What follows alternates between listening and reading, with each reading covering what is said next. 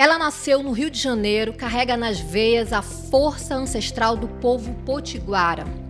A primeira escritora indígena do país, Eliane Potiguara, é uma voz que ecoa séculos de luta, memória e resistência. Foi a primeira mulher indígena a publicar um livro no Brasil, abrindo portas que até então estavam fechadas para tantas outras originárias. Doutora honoris causa da Universidade Federal do Rio de Janeiro, professora, poeta, ativista, fundadora do primeiro grupo de mulheres indígenas do país que concebeu, inclusive, o primeiro jornal indígena, o Grumim. Doutora Eliane criou conceitos revolucionários como corpo-território, onde a terra e o corpo se encontram e resistem juntos. Indicada à Academia Brasileira de Letras, Eliane nos convida a olhar o Brasil pela visão de que não aceita ser invisível. Sua história é feita de palavras, coragem e transformação. É essa voz que vamos ouvir agora no Cenário Entrevista. Muito obrigada, doutora Eliane, por ter aceito o nosso convite, por ter aceitado o nosso convite de vir aqui a Cenário em Manaus. É um grande prazer estar falando com você, Paula. Eu estou muito feliz de estar aqui na sede da revista Cenário, uma revista de extrema importância para o nosso país, para nossas escolas, para os nossos professores. Eu estou muito agradecida. Gratidão. A gente que agradece, professora. Olha, não é a primeira vez que a senhora está em Manaus. Não. Já é a quarta vez, não é isso? Verdade. E como assim, qual a sua história aqui com a capital amazonense, com a Amazônia? Só para as pessoas que estão nos acompanhando, muito embora o Cenário Entrevista vai para todo o Brasil por meio da internet, mas a senhora tem uma relação já de amor com o Amazonas há algum tempo, não é isso? É sim, porque quando comecei a visitar o país, a andar por todo o Brasil, eu estava buscando essa criação desse grupo de mulheres indígenas, justamente porque eu não entendia por que saíam gotas e lágrimas dos olhos da minha avó, das minhas tias-avós. Então, eu queria entender isso. Então, eu tinha que desbravar o mundo para entender o que passava na mente dessas mulheres. Então, comecei pelo Rio Grande do Sul, viajando todo o interior do Rio Grande do Sul, para descobrir essa questão da violação dos direitos humanos das mulheres, porque eu via isso dentro de casa, eu via isso com a minha família, com as minhas tias-avós, que não eram poucas, eram para mais de 10 mulheres indígenas, onde eu pude observar esse mal-estar, né? E aí fui viajando, fui pelo Brasil afora. Qual ano, professora? Assim, só para a gente... 1979, início da década de... metade 80. Da década de 70. E vim aqui para a Amazônia para conhecer a Amarne, Associação de Mulheres do Rio Negro, que era uma associação de empregadas domésticas, que elas sofriam na mão da sociedade envolvente. E aí eu me interessei em saber o que estava acontecendo com elas. E quando também fui para o Nordeste, então o problema era único.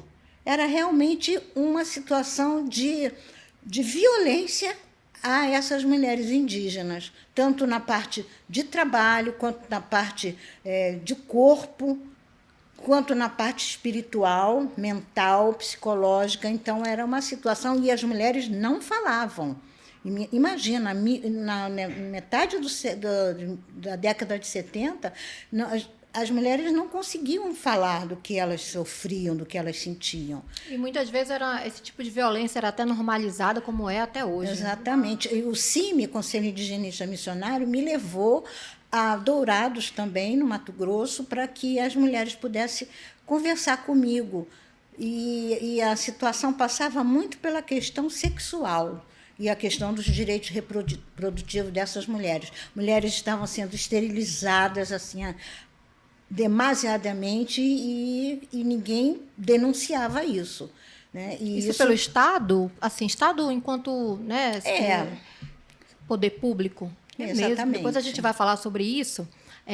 A gente falou da sua relação com o Amazonas, de quanto tempo, mas eu sei também que a senhora foi uma das fundadoras da COIAB aqui. A gente vai já retomar esse assunto, porque a gente quer começar com a sua trajetória. Muita gente já lhe conhece, principalmente na área acadêmica, ativistas, mas também estamos falando para todo o público. E é importante que se conheça nossos intelectuais indígenas do Brasil. A senhora tem uma trajetória como escritora, professora e ativista indígena. Eu queria que a senhora pudesse falar para a gente como começou inicialmente essa relação com a literatura e com a cultura dos povos originários, mas no sentido acadêmico da escrita. Foi algo que a senhora não guardou só para si. A senhora foi lá e teve a coragem, a ousadia de fazer publicações que até então era impossível para as mulheres indígenas. Eu tenho uma força maior, né, que vem da minha própria família. Eu não posso falar nada do entorno. Entendi. Porque eu era um ovo. Eu era um ovo e que tinha as galinhas. Para não se prender o que estava lhe prendendo, né? Então, eu só tenho...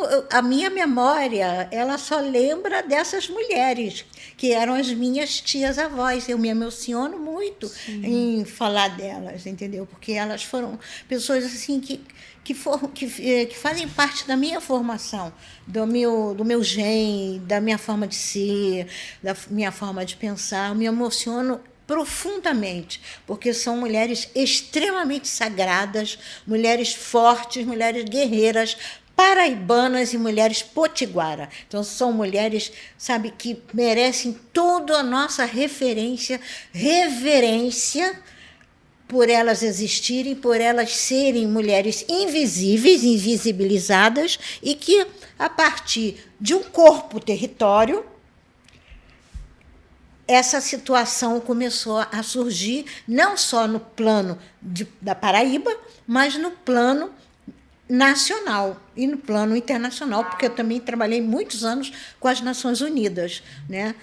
Agora, a senhora falando, lacrimejando, assim, quem está nos acompanhando agora, a entrevista com a doutora Eliane Potiguara, a energia é muito forte, tá? A senhora falando delas, da sua ancestralidade materna, dá vontade de chorar junto, principalmente quem tem uma mãe e uma avó, como eu tive, como eu tenho a minha mãe e a minha avó, que também foram muito atuantes na minha educação. A energia é muito forte, a gente até se arrepia. E essa ancestralidade, professora, hoje, ela acaba que é tão complexa falar dela, porque, diferentemente do que é a internet, que é tudo em 15 segundos, ela tem que ser vivenciada de forma profunda, algo que hoje em dia não se leva a sério ou não se leva como deveria se levar nesse sentido espiritual e que vai muito além do raciocínio lógico, né? E aí eu vou puxar já para esse assunto, como a gente consegue falar sobre ancestralidade para os jovens que hoje querem dizer que sabem de tudo, vendo um vídeo de 30 segundos. Como falar para esses jovens, e a senhora como também professora, tem essa sua atuação, eu queria já poder falar sobre isso, porque eu vi que a senhora se emocionou muito falando da sua mãe e da sua avó.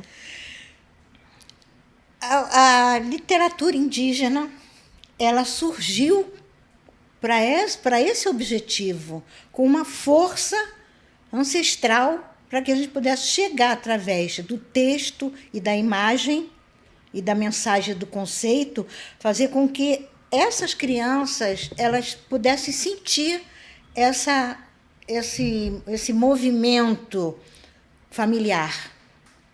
Mãe, avó, tios, né, ancestralidade, espiritualidade, força e amor, que é o que está faltando entre nossos alunos nas escolas, né?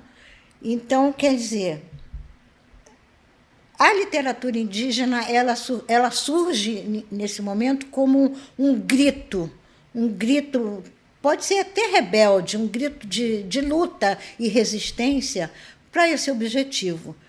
Então, nós podemos passar a fazer com que esse jovem ele assuma a sua ancestralidade através de um livro de história, de uma contação de história simples, que a professora possa contar para ele, ou que nós, como escritores indígenas, possamos ir nas escolas para conversar com os alunos. Isso é fundamental, isso é muito importante. A gente tem percebido que tem mudado muito, muito. Claro, é um processo lento, é um processo secular, mas nós estamos começando. Professora, olha, Eliane, a Rede Grumim nasceu nos anos 80, a partir da sua vivência, e hoje reúne mulheres indígenas e afrodescendentes em várias ações sociais e culturais pelo Brasil. Qual é, na sua visão, o papel da rede hoje na luta dessas mulheres e quais são ainda esses desafios? A Rede Grumim, ela não é um prédio e nunca foi algo construído com 10 andares. A Rede Grumim de Mulheres foi e será sempre uma filosofia.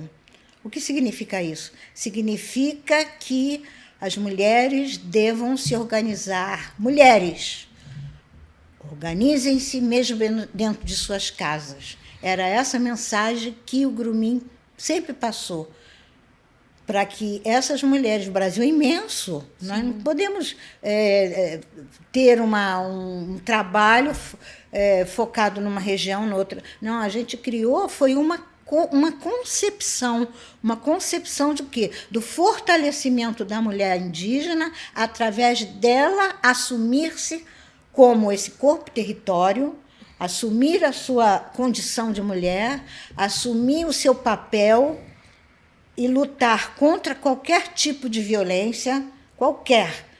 Uma mulher que conseguisse chegar a esse ponto, ela era e é e será uma mulher que entendeu o fenômeno Grumim.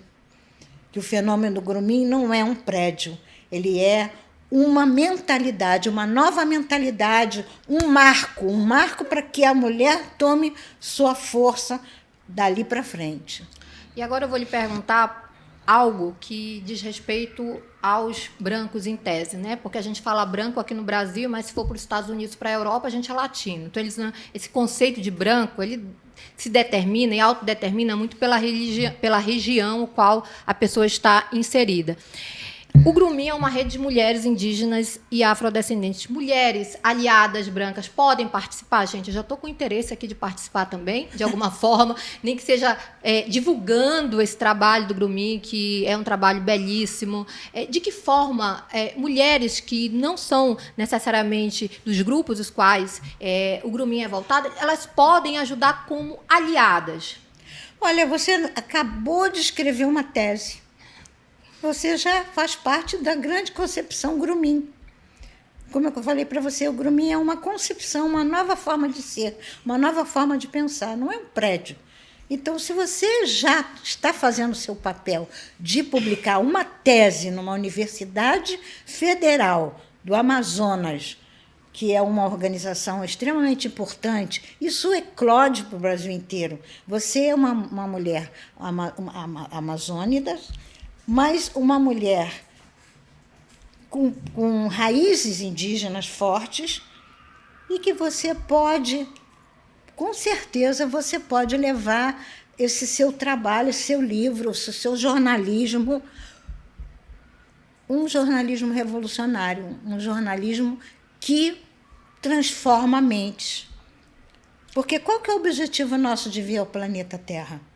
É trabalhar para o aperfeiçoamento da humanidade. Então, você está trabalhando, você já está fazendo um trabalho sem saber. Você já está. Sem saber, sim. Sem saber. É isso. É você fluir nesse movimento. Agora, só para a gente lembrar aqui as pessoas e falar sobre, que a senhora falou sobre essa questão da dissertação.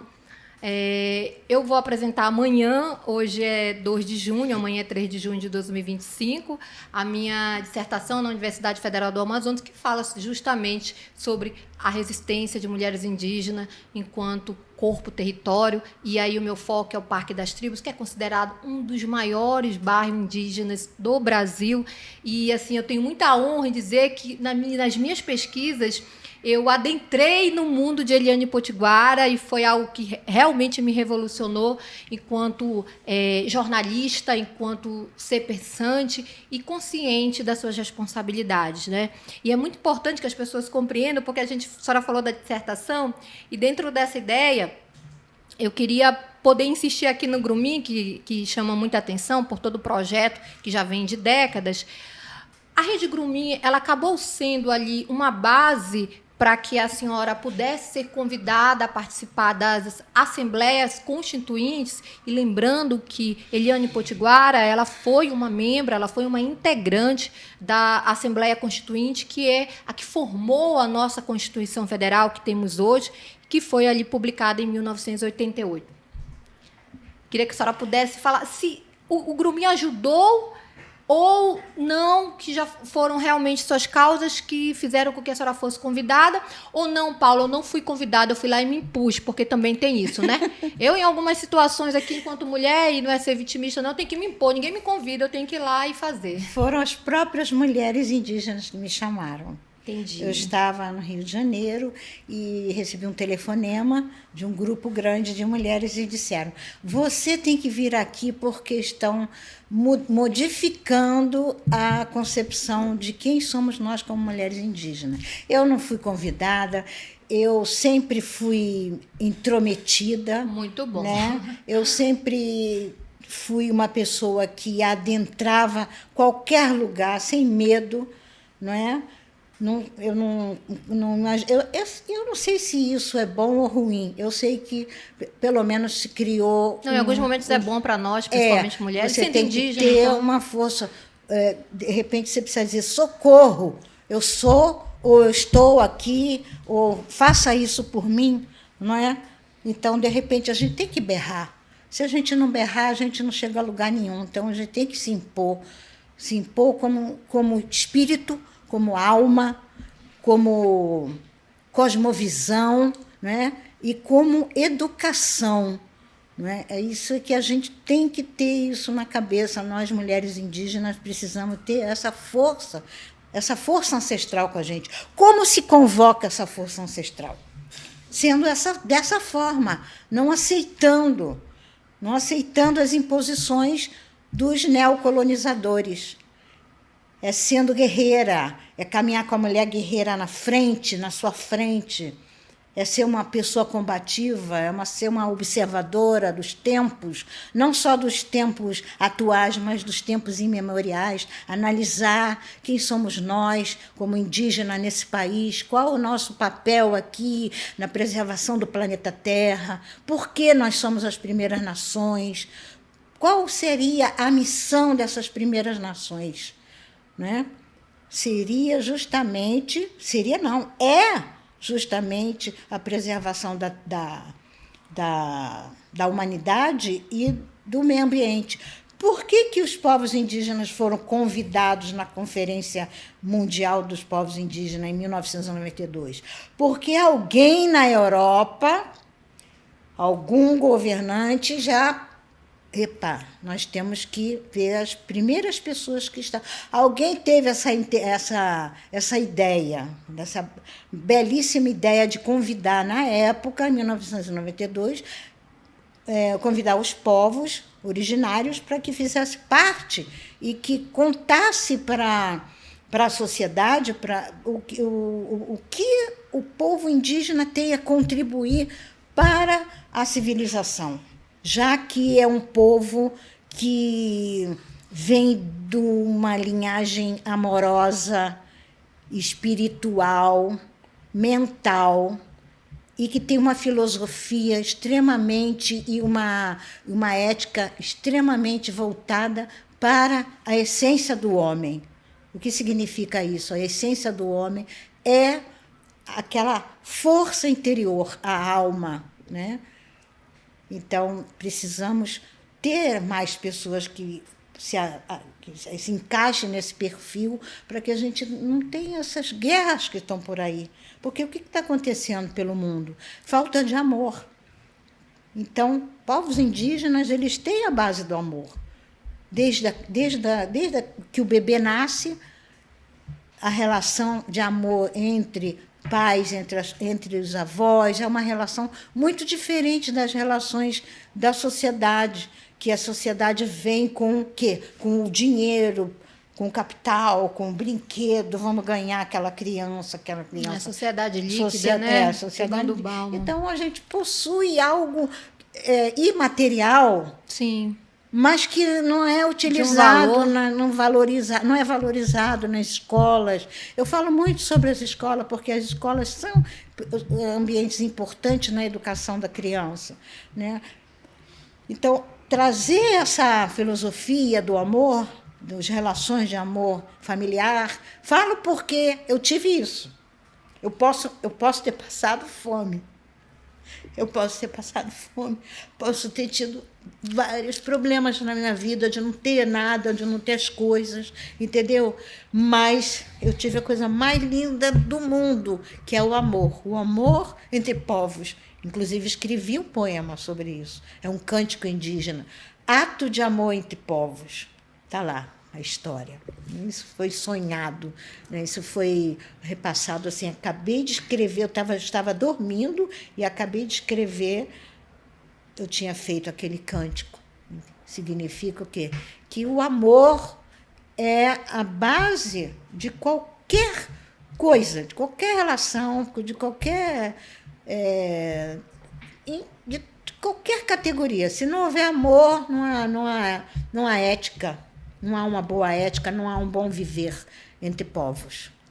E vocês que estão nos acompanhando, essa emoção, ela é contagiante. A gente está aqui também, o pessoal da produção aqui, todo mundo ali vidrado. E quando a gente olha nos seus olhos, a gente vê a profundidade da emoção e não tem como também não sentir o mesmo.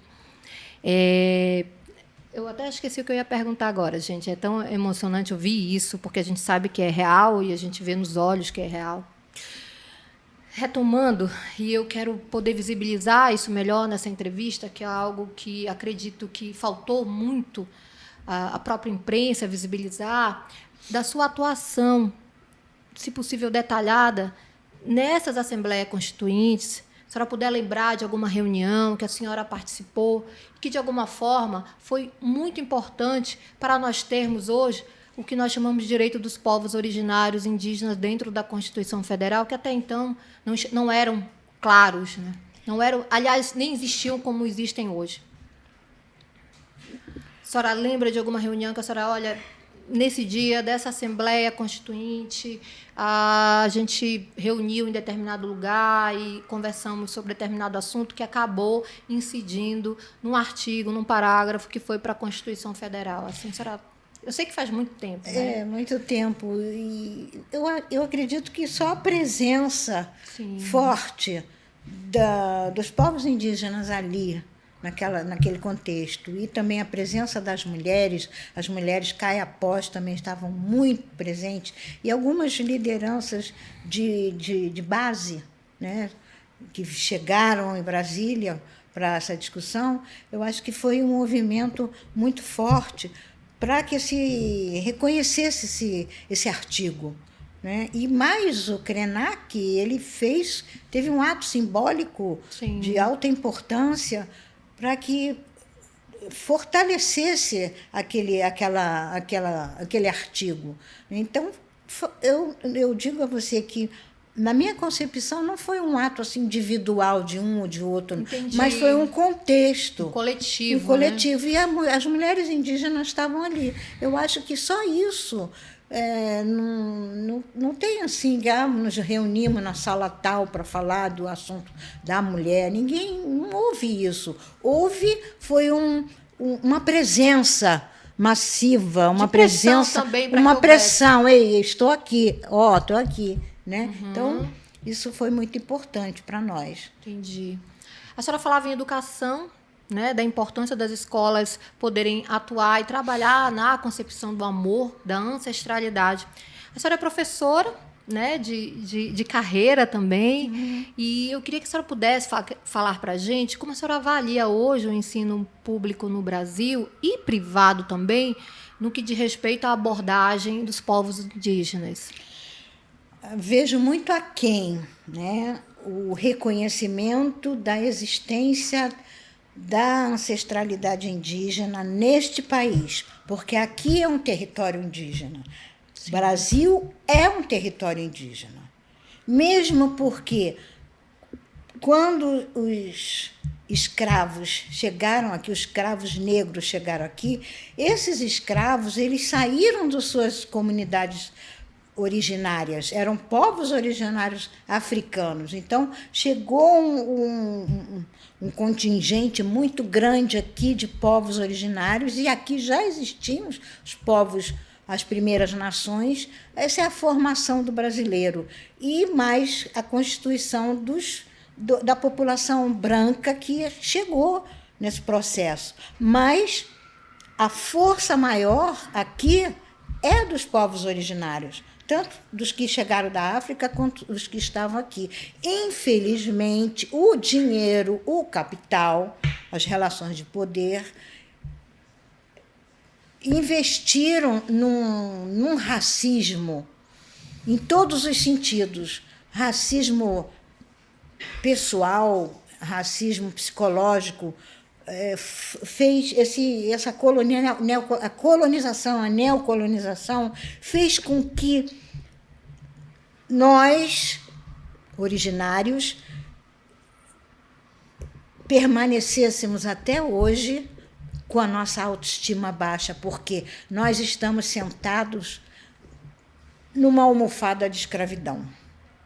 Nós estamos sentados e a gente precisa retirar essa almofada, dizer, não quero mais isso, e assumir o papel de cada um. Só que nós estamos acorrentados pelo sistema social, sistema político, todos os sistemas que escondem essas correntes, essas amarras. Então, enquanto essas amarras existirem, os povos aqui ainda continuarão sentados nessa almofada, nesse lugar terrível, né? E que nós precisamos trabalhar como trabalhadores rurais, povo de rua, povo das favelas, povo de periferia, todo esse povo ele precisa assumir mais a sua identidade enquanto originário. É o que falta também dentro das escolas, aí eu queria que a senhora pudesse analisar isso, que a escola, enquanto uma instituição pensante, debatedora, ainda não conseguiu compreender, e a gente fala isso público e privado, de que é, de fato, um projeto de poder. E a gente fala isso porque, quando se exclui a identidade cultural, o pertencimento cultural, a ancestralidade, fica mais fácil para qualquer dominador dominar esse povo. Exatamente. Eu acredito que a escola, apesar de Paulo Freire já ter falado isso há muito tempo, ainda não entendeu. E eu falo isso assim com conhecimento de causa, porque eu vejo os livros didáticos das minhas duas filhas, eu tenho uma filha de 9 e uma de 10 anos, e eu percebo que não há o trabalho disso, não há a avaliação crítica desde o ensino fundamental 1, e a gente já abriu para o ensino fundamental 2, e se permanece. O povo indígena, os povos indígenas e os povos originários, eles vão ser tema de estudo só no dia 19 de abril. E isso não está entrelaçado na grade curricular, não é um estudo transversal na grade, ele acaba sendo ali pontual, e nisso a gente não conhece. E nós falávamos nos bastidores que o amazonense ou amazônida muitas vezes tem vergonha de dizer que é descendente de indígena. E eu queria que a senhora pudesse falar por que isso, se de fato tem a ver com a educação que vem desde a infância, que acaba sendo até uma educação não antirracista, né? Porque, acima de tudo, você não precisa... eu sou contrário ao racismo. Não. Acima de tudo, você tem que ser antirracista. E não se percebe isso na educação de base. E tanto da escola pública como da escola particular. Aqui ninguém está falando só de escola pública, não. É de particular também. Olha, infelizmente, existe um modelo, né? Um modelo de beleza, por exemplo, da mulher. A mulher deve ser assim, assim, assim. Se ela não tiver essas características, ela não é bela. Então, a gente já começa pela imagem. Então, o mundo desde que o mundo é mundo, só se valoriza o ser humano se ele tiver uma determinada beleza, essa padrão, beleza, né? o padrão europeu. E isso veio com a colonização. Isso chegou até hoje. Inclusive, as televisões, a mídia, ela perpetua essa imagem, né? A imagem o que é sentimento de beleza. E eu acho muito interessante quando as mulheres negras elas se assumem nos seus cabelos, colocam aquelas tranças e colocam roupas coloridas. Quer dizer, há um movimento contra a cultura anterior, né? Um movimento de contracultura, a própria contracultura mesmo, sim, que começou no período da ditadura militar, foi um movimento que explodiu para que esses protótipos eles pudessem, sabe, irem se esfacelando para que uma nova concepção do ser humano surgisse aí, né? Então, quando a gente fala das escolas, então as escolas elas perpetuam essa imagem colonizadora, essa imagem neocolonizadora e vem perpetuando, passa séculos e séculos e séculos, passam séculos e séculos e séculos e continua essa mentalidade, né? Aos poucos que hoje a mídia tem trazido essa mentalidade mais de raiz, né? A alimentação, o tipo de alimentação que se deve utilizar hoje para uma melhor saúde, uma imagem de um artesanato, algo, sabe, que traga uma ideia mais originária do que é a terra, do que são os acidentes geográficos, né? A valorização desses contextos que não são valorizados. Então, eu, quando tive com Paulo Freire, na casa dele, que eu sou uma aluna de Paulo Freire, nos seus estudos, eu percebia que a gente... A senhora esteve com Paulo Freire, olha... pessoalmente na residência dele. Sou aluna integrante dele. E sou uma pessoa que levo até o fim esse outro tipo de educação, que é a educação que considera o ser humano visto por dentro, e não esse estereótipo que eu me referi agora há pouco, né? Essa coisa eurocentrista, e isso precisa acabar. Nós somos brasileiros, nós temos que assumir mais as nossas identidades, assumir mais a ancestralidade indígena, porque o brasileiro ele é indígena, né? Ele tem a ancestralidade dele indígena. Ele precisa assumir, e as escolas, professoras, precisam fortalecer essa. Por isso que existe a Lei 11.645, que obriga o ensino dos conceitos indígenas para as crianças, né? Eu sei que tem muitos professores que não querem, não se interessam, mas é um trabalho de formiga. É um trabalho que cada um que vai assumindo vai se transformando no porta-voz dessa outra modalidade de ser. E deveria ser algo natural, né, doutora Eliane? Porque, imagina, Cenário. Hoje a Cenário, ela, enquanto revista, agência de notícias, ela noticia o que tem que ser noticiado sobre os povos indígenas. Quando você passa a noticiar isso como se fosse algo natural, assim, é natural. Assim como a gente noticia o que acontece na área urbana, a gente noticia o que acontece no território indígena, ou mesmo quando o indígena não é aldeado necessariamente, a gente fala dessa vivência, fala da cultura. E é impressionante como a sociedade acaba vendo esses veículos de comunicação como veículos de comunicação segmentados. Tá falando de indígena, parece que é segmento. Não, está dentro. A notícia aqui tem que ser normal, não é um segmento. Aí já lhe segmentam, segmentam o veículo, quando deveria ser algo normal, né? É muito complexo, porque, como a senhora bem colocou, isso vem do colonialismo, e para se quebrar essa mentalidade ainda vai se demorar muito tempo.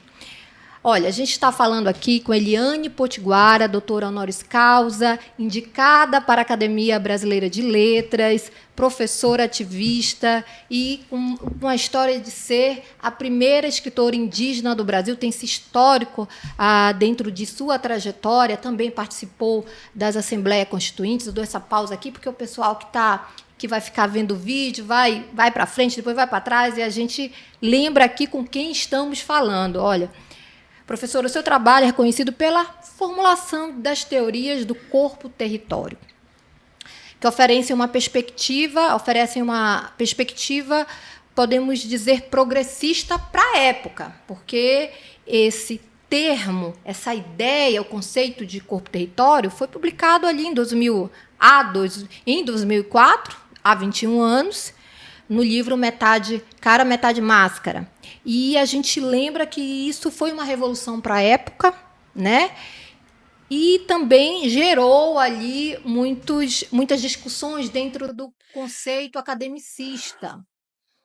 Muitos já quiseram se apropriar de um conceito que é seu, que foi criado, que depois foi nomeado. E eu queria que a senhora pudesse falar deste conceito, de como surgiu a ideia dentro do livro, e por que a senhora acredita que há ainda essas tentativas de apagamento da intelectualidade indígena? Essa necessidade desse grito, desse berro.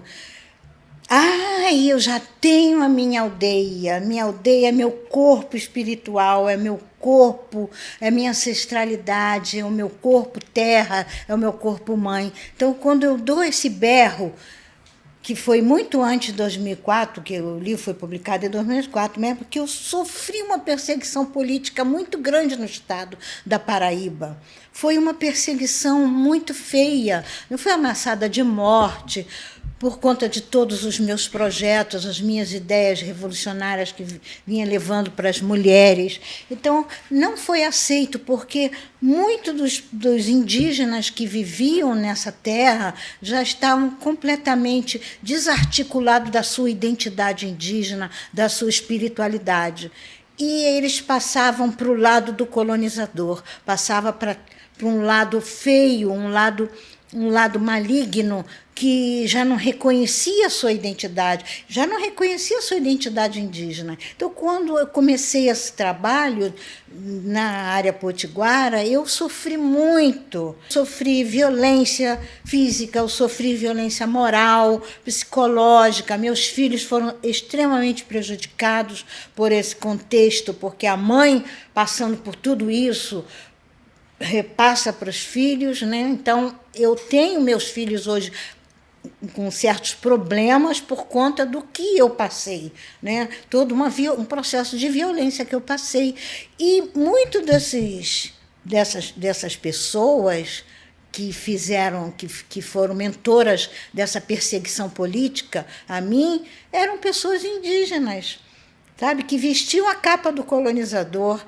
E essas pessoas, elas impediam que pessoas indígenas que saíram de suas terras, como foi o caso do meu bisavô, que foi assassinado dentro do território potiguara e que ficou invisibilizado por décadas.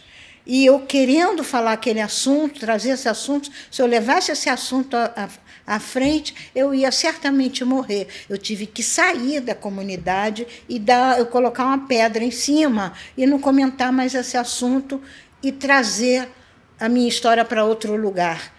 Então, por isso que eu pensei, eu sou potiguara, eu sou indígena, mas eu não tenho a minha terra, eu não tenho meu povo, entendeu? Eu não tenho a minha família, ela morreu de tristeza. Não foi a minha família que morreu, foram todos os povos que tiveram que sair de suas terras, que foram prejudicados, que foram humilhados, que foram massacrados, que saíram de suas comunidades para ir para as cidades como Manaus, como Recife, como Dourados, como Porto Alegre. Quantos indígenas tiveram que sair de suas comunidades para fugir do preconceito, do racismo da própria comunidade? Infelizmente, eu tenho que falar isso. Eu não posso me calar. Então, nós todos temos que crescer. Indígenas que saíram de suas comunidades, indígenas que ficaram, não podem ter discriminação com aqueles que se foram. Por que se foram? Se foram porque queriam? Não foram porque queriam. Foram porque foram obrigados, porque se ficasse ali iam ser assassinados, como essas maravilhosas mulheres que foram as minhas tias-avós, minha família. Então, essas mulheres que são diamantes, sabe? Essas mulheres, elas não existiriam, e não existiria a Eliane Potiguara, e não existiria outras mulheres hoje que estão no protagonismo. Se elas existem, é porque elas combateram ali, né? Sofreram, lutaram para poder dizer, eu existo, né? E nesse processo, é que se fortalece a ancestralidade, porque grita dentro da veia, sabe? A ideia de corpo, território, acaba também sendo mais forte para a mulher. Ela criou, né? ela foi uma necessidade de um berro, de dizer, ei, eu estou aí, eu sou aí, a minha extensão é o meu corpo. Então, por isso que eu disse esse poema, eu já tenho a minha casa espiritual, minha casa ancestral. O poema está lá. E é um testemunho de uma dor de uma voz calada que tentaram apagar, tentaram matar, mas que continuou, né, até hoje. Porque independente de onde o indígena estiver, a ancestralidade dele, o saber dele e toda a cultura ancestral se mantém com ele. Exatamente. Né? Por muito tempo tentou se descredibilizar isso, que o indígena não aldeado, que o indígena sem território não era um indígena. Tanto que só agora, em 2022, o IBGE passou a somar dentro do censo, a inserir dentro do censo os indígenas não aldeados, porque eles só reconheciam, olha como que a gente demorou, né, professora? Eles só reconheciam os indígenas fazer o censo dentro dos territórios. Se falasse que era indígena e não morasse num território, o IBGE não somava como, não contabilizava, né, o termo deles lá, enfim, não registrava como um habitante indígena. Ou seja, o quê? Está com 3 anos que eles passaram a mudar a ideia e incorporar, de fato, essa ideia do corpo-território. Que o indígena é indígena onde quer que ele esteja. Exatamente. Porque, por exemplo, o Potiguara. O Potiguara é um povo que habitava todo o litoral nordestino. E com a neocolonização, houve uma necessidade de juntar numa terra, num grupo, como o Parque Nacional do Xingu. Houve a necessidade de juntar aqueles indígenas. Mas quantos indígenas habitavam fora do Parque Nacional do Xingu? Deixavam de ser indígenas? Então, é essa mentalidade, uma mentalidade tacanha do colonizador, para fazer com que se colocasse os indígenas em suas regiões, objetivando o quê? Paulatinamente, objetivando a integração do indígena à sociedade brasileira. Integração do indígena à sociedade brasileira? Fazer com que o indígena vá morar nas favelas, sem trabalho, bêbado nas praças, com as suas mulheres abandonadas e prostituídas, mulheres indígenas que não têm a menor noção do que é viver numa sociedade, uma cidade, por exemplo. Então, eu vi isso, meninos, eu vi. Eu vi mulheres abandonadas nas cidades. Eu vi homens bêbados jogados no chão, no Xingu, por exemplo, nas cidades próximas. Eu vi, eu sou testemunha disso. Por isso que eu tenho essa voz e eu vou continuar até onde puder. Agora, é claro, né, existe também um projeto de poder em cima disso, né, professora? Porque quanto menos você registrar o indígena enquanto censo, menos você vai precisar ter recursos para aquela área, para aquele segmento, e a gente sabe que é diferenciada, a saúde indígena é diferenciada. Então, quando se havia ali essa invisibilização, né, essa demanda reprimida, porque não se tinha um número certo, tanto que, por exemplo, Manaus, em 2010, tínhamos 4 mil indígenas, né, segundo o IBGE. Já para 2022, foi para 77 mil. 15%, 16% de aumento? Não. Eles simplesmente não eram ali registrados, e muitos também não se aceitavam enquanto indígena. Então, Exatamente. Tem isso também, né? Porque o Estado ele reforça essa questão ali do ser indígena, como a senhora bem colocou, sobre a questão da escolaridade, do ensino público, que não trabalha essa ancestralidade.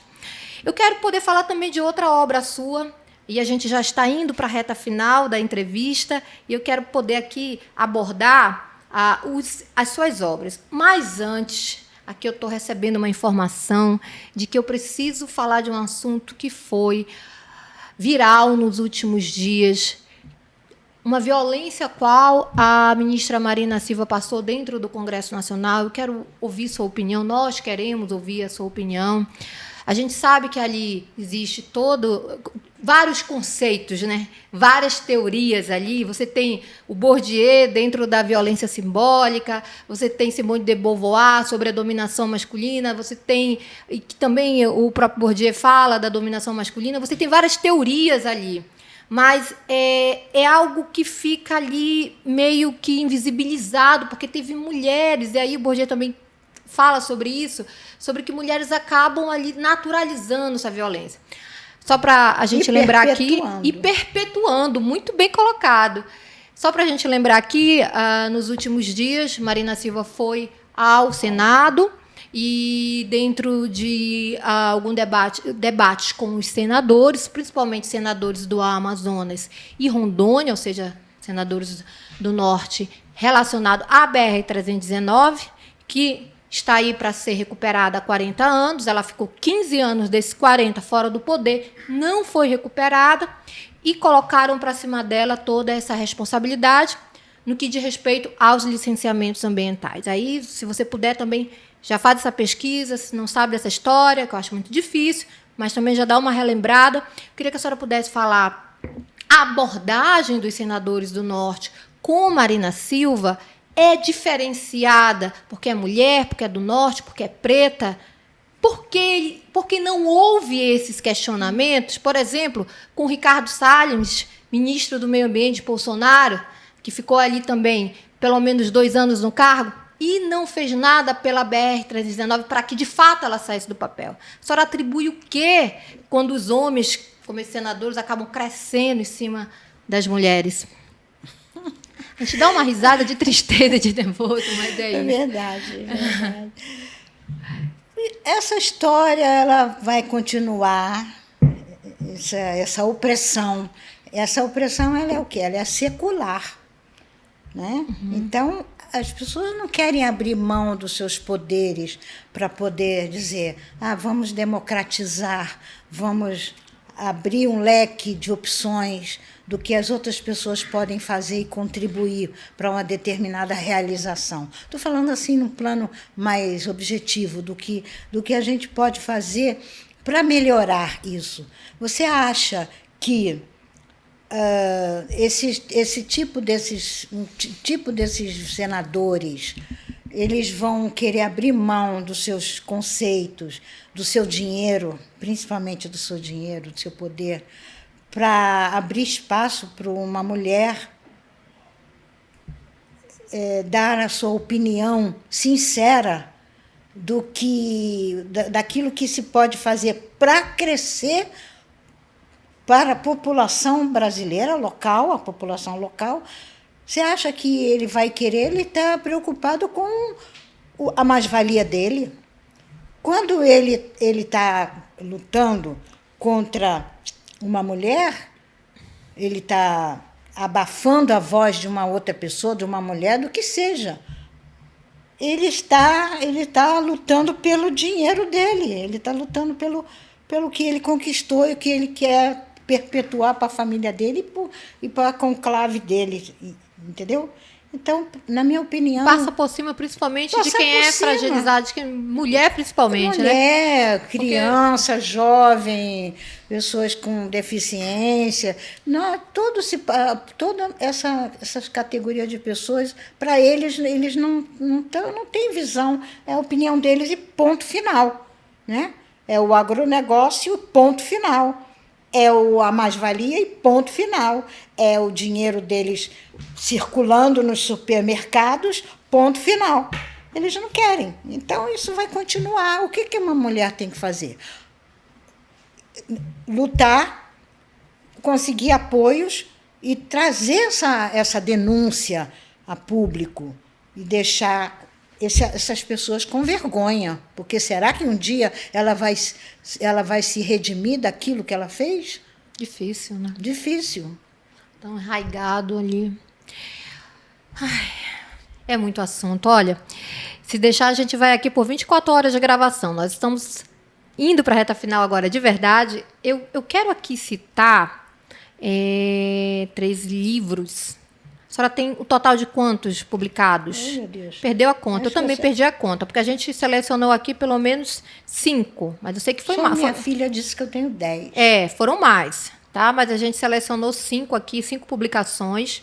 A Terra é Mãe do Índio, de 89. Eu vou aqui ver se eu consigo soletrar isso aqui, olha. Acajutibiro, Terra do Índio Potiguara. Acajutibiró. Acajutibiró, pronto. Metade Cara, Metade Máscara, um clássico. Sol do Pensamento e o Vento Espalha Minha Voz Originária. A gente falou já do clássico Metade Cara, Metade Máscara. Temos aqui A Terra é Mãe do Índio. Eu queria que a senhora pudesse falar do contexto dessa obra, o que lhe motivou a escrevê-la.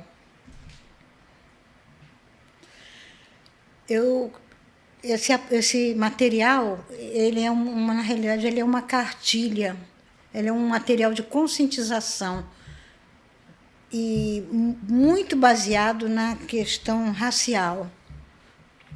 Os estereótipos que a sociedade coloca com relação aos indígenas, né? As bulas papais, por exemplo. O que foram essas bulas papais? O que elas diziam? O que o capitão do mato dizia sobre a população escrava indígena? O que o Marquês de Pombal queria, na realidade, como diretor de índios? Na época se falava índios, hoje nós falamos indígenas. Por isso que a cartilha está até com o título errado. Que é eu fiz de acordo com o original. A terra é a mãe do indígena. Do indígena, mas sim. Na época a gente usava... Porque já lá vão tempos, né? Sim, a gente vai evoluindo. Até a gente... Termos como tribo, como índio. A gente vai evoluindo nesses conceitos então, e estudando também. O meu objetivo com esse material, que foi apoiado pelo Conselho Mundial de Igrejas, né, que na época eu estava trabalhando com o mesmo programa do Nelson Mandela, um programa de combate ao racismo. Foi a época que eu estava muito forte nessa temática e escrevi esse material baseado na história oficial, os livros oficiais. Então, eu quis trazer o contrário. Quando se falava de entradas e bandeiras, eu queria desmitificar quem são as entradas e bandeiras. As entradas e bandeiras e o cargo de diretor dos índios, na época, né? Isso aí era tudo processo de escravidão sobre os povos indígenas, porque os povos indígenas não aceitavam a escravidão porque fugiam. Os africanos se tornaram escravos porque eles não conheciam a nossa mata. Os indígenas fugiam, tanto que ficou muito dispersa a população indígena, foi desaparecendo ou criando novos grupos, né? Então, o meu objetivo para escrever esse material foi para desmitificar determinados conceitos, né? Por exemplo, os indígenas não gostam de tomar banho, os indígenas são sujos. Aquela mulher indígena, vamos ver ela, símbolo sexual. Então, toda aquela cartilha ela foi escrita com o objetivo de apagar esses conceitos preconceituosos dentro da história do Brasil, porque ele está baseado na história. O que o Manuel da Nóbrega dizia, o que os padres, o Caminha, né, o Vaz Caminha, o que esse pessoal falava sobre indígenas. Então, o livro foi com o objetivo de desmitificar. E eu consegui criar, nesse dia, no lançamento dessa cartilha, o primeiro encontro potiguara de luta e resistência, que nós chamamos de Nordeste brasileiro, uma Amazônia destruída. Porque, nesse momento, o plantio da cana-de-açúcar no Nordeste estava em alta, não é? E os povos estavam se esfacelando, se destruindo com a cachaça. O povo já estava perdendo a sua identidade. Então, houve um momento que o João Batista Faustino, que era o cacique da comunidade potiguara, disse para mim: nós precisamos fazer algo, precisamos criar uma casa de cultura, precisamos fazer algo para que a gente possa trazer nosso povo de volta. E a cartilha ela foi o grande motivador. Escrevi, publiquei, distribuí para o Brasil inteiro também. O Jornal do Gurumim também já estava circulando. Então, foi coisas assim. E os cadernos conscientizadores também. Eu só queria tirar uma dúvida, fiquei curiosa. A senhora, década de 80, 1980, mulher indígena, decidiu fazer uma publicação, uma obra. A senhora fala assim, escrevi, publiquei, parece que foi fácil, né, gente? Imagino que não tenha sido. A senhora recebeu muita resistência? Houve resistência ou não? Pelo seu trabalho, pelo seu projeto já conhecido, houve uma facilidade para isso? Olha, eu estava num programa, Entendi. De combate ao racismo, que era um programa onde participava o Nelson Mandela. E, então, naquela ocasião, estava se lutando contra o racismo. Entendi. Tanto quanto tão interessante que quando o Nelson Mandela saiu da cadeia, as instituições de cooperação técnica da Europa disseram: acabou o racismo, então não vamos mais apoiar. Então, houve esse grande momento em que não estavam mais apoiando as lutas aqui na América Latina, né? Então, aí sim tivemos dificuldade de dar prosseguimento aos trabalhos. Então, houve esse ambiente favorável, né, dentro desse projeto. Eu caí no momento certo, como uma luva. Estava naquele momento no lugar certo. Escrevi a cartilha e a cartilha foi aprovada. A cartilha também de alfabetização foi aprovada pela Unesco, que é um órgão das Nações Unidas para a Educação. E tudo assim como uma luva, se encaixando. Aliás, a minha vida ela é assim. Eu vou passando pelas fases da vida e as coisas vão se encaixando historicamente, politicamente e, inclusive, espiritualmente falando, né? Eu sou uma pessoa muito abençoada nesse processo de encaixe daquilo que eu quero, do que eu quero fazer, e de quem vai me ajudar, e como vou fazer, e como vamos terminar aquela fase, como vamos passar para a próxima fase. Então, tudo muito encaixado, né?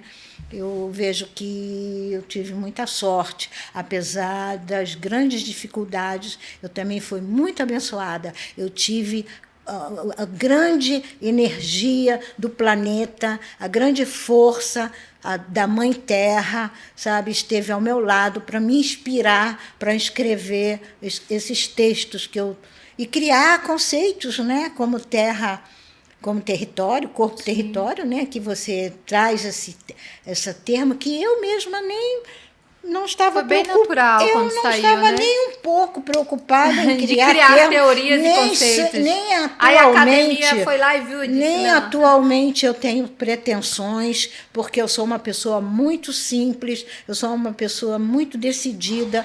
Eu, quando crio alguma coisa, é porque eu fui apenas um canal. alguém, uma força extraordinária, me disse, faça isso, e eu faço. Eu sou apenas uma cumpridora de missões. A senhora fala muito sobre a questão espiritual. A senhora tem alguma religião? A minha espiritualidade é indígena. Eu tenho todo um mundo, as montanhas, os mares, as cachoeiras, tudo isso é Deus para mim. Deus é o maior. E os grandes mestres, como Jesus, Divino Mestre Jesus, Maomé, Gandhi, esses grandes mestres são pessoas que também me inspiraram. Existem pesquisas, principalmente da Universidade Federal do Amazonas, do avanço de grupos neopentecostais às comunidades indígenas do interior do estado, e eu me refiro mais ao Amazonas porque eu já li essas pesquisas, e como elas têm sido ali... qual o termo que a gente assim pode usar que não ofenda? E a gente não está aqui, pelo amor de Deus, provavelmente até Deus no meio, a gente não está aqui para ofender, né, os grupos evangélicos, porque a gente sabe que nem todos atuam dessa forma, mas a maneira, e acaba sendo neocolonizadora, que esses grupos neopentecostais invadem, porque eles invadem essas comunidades e tentam extirpar e demonizar a cultura indígena, é algo que chega à beira de ser um crime. E, infelizmente, se naturalizou isso aqui na Amazônia, principalmente. Está catequizando. Não, não está catequizando. Estão cometendo um crime ali. Porque eles demonizam. Eles demonizam Deus Tupã, eles demonizam a cosmologia, eles demonizam a ancestralidade. Então, assim, a gente tem denunciado enquanto jornalista, mas se percebe ainda que há uma naturalização desse tipo de crime. Eu queria a sua opinião sobre essa questão. E, é claro, com todo respeito ali ao público evangélico, porque a gente não sabe que os membros fazem, a gente sabe que os membros não fazem isso, a gente sabe ali que existe todo também um projeto de dominação que acaba influenciando na política. Para você ter uma ideia, aí eu falo por mim, você não precisa nem comentar essa parte, a gente tem um deputado federal que já está pelo menos no 5º mandato, que é ligado a uma igreja evangélica. Isso no Amazonas, no Acre também. E aí também tem isso em Roraima. Então, esses grupos neopentecostais que se colocam como os catequizadores, salvadores, né, da humanidade, entre aspas, eles vão ali fortalecendo políticos para mandatos que são mandatos que, a cada ano, vão se perpetuando. Quando os colonizadores, os religiosos chegaram aqui, a primeira coisa que eles fizeram foi colocar uma roupa, uma túnica na mulher indígena, para cobrir as suas partes. Quando que aquele povo vivia assim, livre, né? Uma liberdade exacerbada. Então, aí nasce o preconceito, né? E aí se perpetua essas religiões.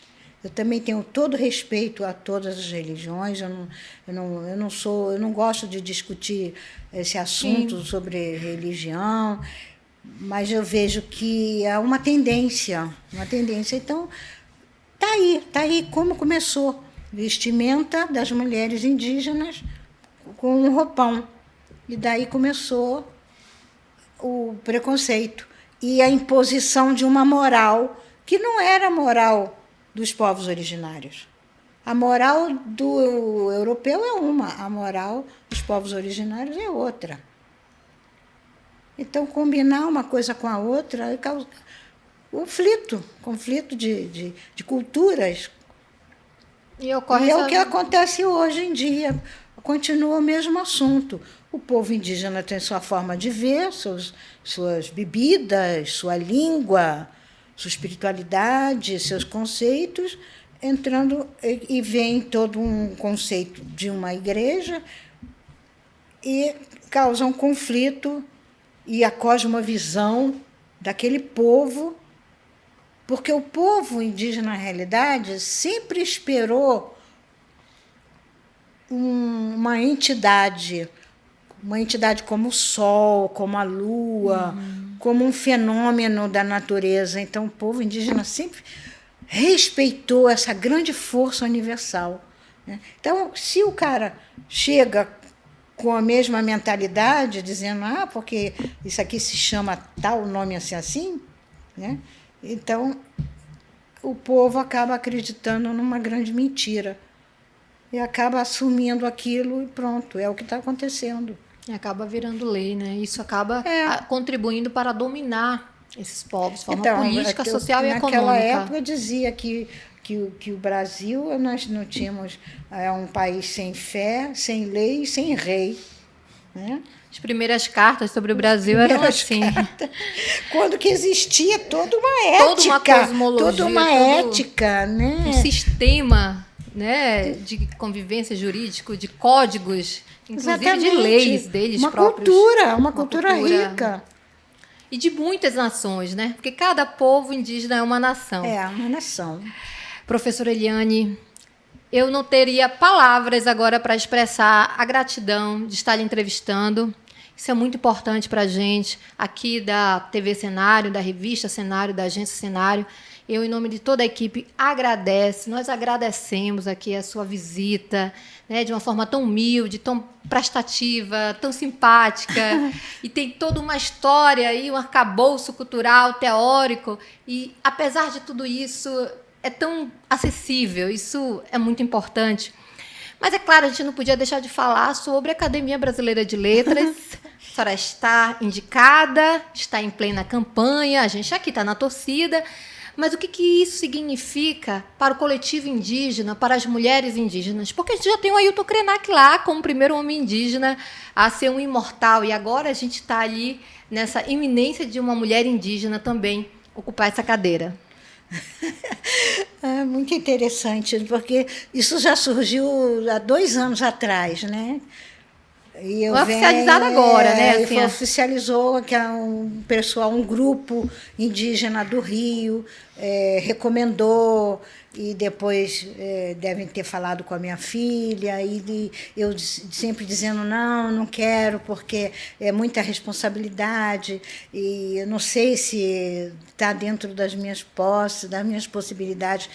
Mas o mais importante de tudo isso é que a gente possa trazer essa essência, a essência feminina, essa cultura linda, essa cultura da mulher, para trazer isso, personificar isso na literatura, que essa literatura ela se transforme numa literatura mais humana, uma literatura que transforme mentes, espíritos, que transforme pessoas, né? Então, para mim, estar candidata nesse momento é contribuir com o meu povo. Não sou eu, não é a Eliane Potiguara que está, é toda uma gama de mulheres de força. Uma representatividade. É uma representatividade, é uma simbologia. Para mim, até é uma forma de sublevar essa cultura tão massacrada, tão destruída, né? Trazer essa cultura para o seio da sociedade brasileira e para dentro da educação no Brasil, educação e saúde no Brasil, para que as pessoas respeitem mais a natureza, as ervas, de como a gente pode utilizar uma medicina natural, menos alopática e tão capitalista que as farmácias estão se enriquecendo, né? Por que não trazer mais a natureza brasileira para dentro da cura, do que a gente tem que curar? E a questão da educação também, a gente trazer novos fenômenos, novos conceitos para a mudança de uma mentalidade tão competitiva que é essa sociedade nossa. E essa intitulação, realmente, ela não é minha, ela é muito mais ancestral, né? Quantas mulheres indígenas tombaram, deixaram de apoiar os seus maridos porque foram massacradas, né? Por quantos homens ficaram sozinhos numa luta inglória Então, essa simbologia não é minha, esse termo não é meu. Eu sou apenas um canal de transformação social, político e econômico. Gente, é muita informação. Espiritual. E espiritual, a gente não pode esquecer, porque a senhora falou desde o início. Olha, é uma experiência singular, essa entrevista, essa conversa, né? Está mais para uma conversa mesmo. Te agradece mais uma vez. E vamos deixar aqui suas redes sociais. Olha, Eliane Potiguara no Instagram.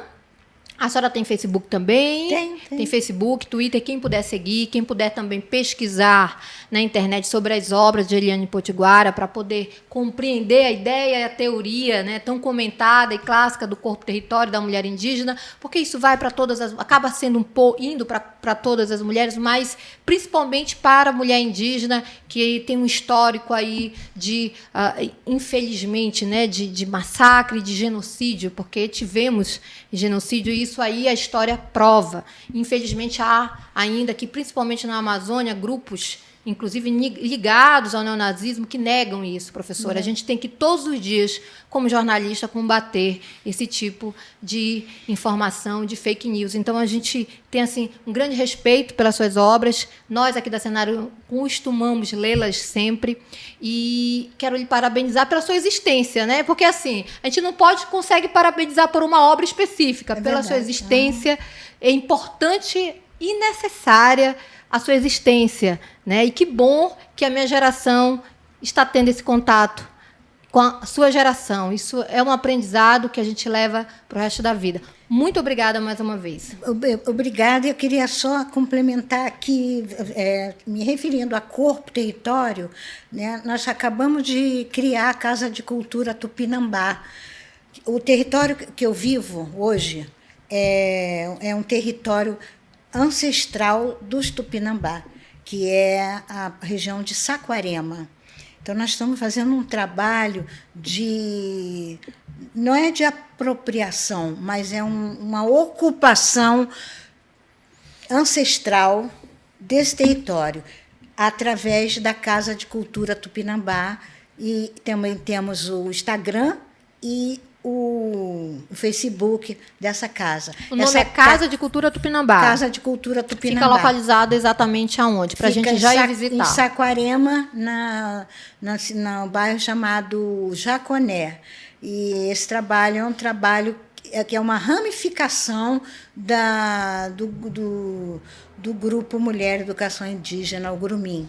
Então, é um filho que nasceu nessa proposta, corpo-território, né, da gente trazer essa ancestralidade para dentro dessa cidade tão linda, tão bonita, cheia de mares, de lagos, de montanhas, de maravilhas, né? Então, essa terra é uma terra tupinambá, por isso que a gente faz questão de trazer esse conceito.